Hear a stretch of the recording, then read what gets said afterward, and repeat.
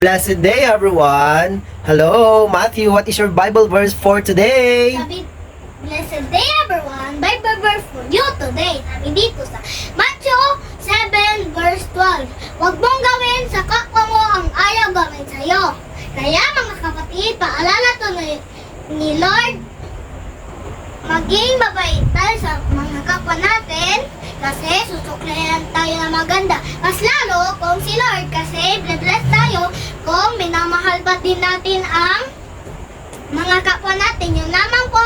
Bye po. God bless. Amen. Ang ibig sabihin ng ating Panginoon, paalala po sa atin na gumawa tayo ng mabuti sa ating kapwa dahil kung ano ang ginagawa natin sa ating kapwa, yun din ang babalik sa atin. Amen. Kaya huwag tayong magsawa na gumawa ng mabuti at mahalin ang ating kapwa. Mahirap man, pero pag kasama natin si Lord, magagawa natin ang lahat ng bagay. Yun lamang po. Hanggang sa muli po.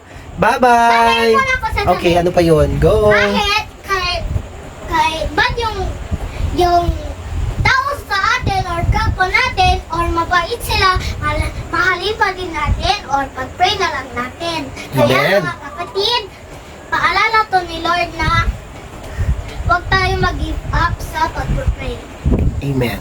To God be all. The glory. Bye-bye po. God bless.